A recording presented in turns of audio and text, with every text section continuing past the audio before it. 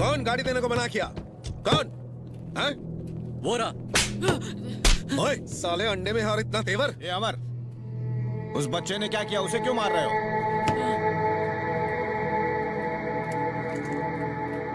क्या रे करीम, गाड़ी देने को मना क्यों किया? तुम कार का गलत इस्तेमाल करते हो, इसलिए हमने नहीं दी।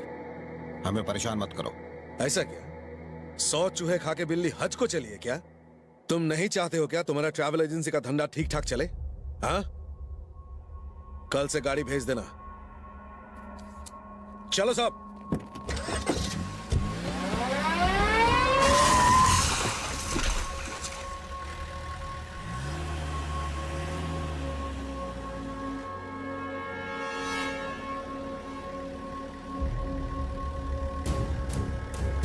उस दिन बार में जो आपके बारे में पूछ रहा था वो लड़का इधर ही खड़ा है।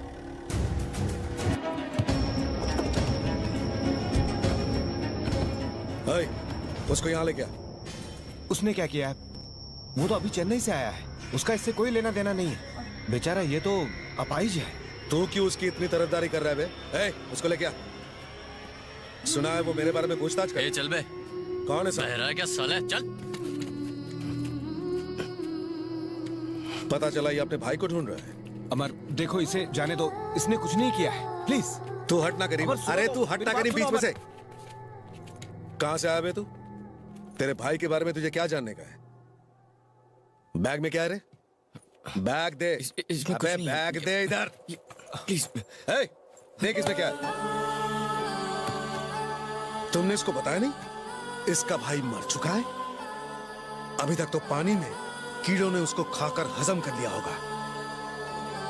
मैंने तेरे भाई को मारा, मैंने, समझा?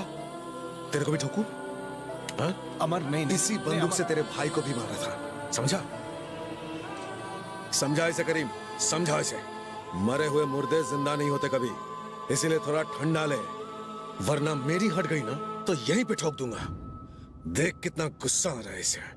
एक काम कर यार, इसकी भाई की खोज यही खत्म कर दे, इसे भी उसके पास भेज दे, उड़ा दे साले को। नहीं अमर, इसे जाने दो प्लीज। हट यहाँ से।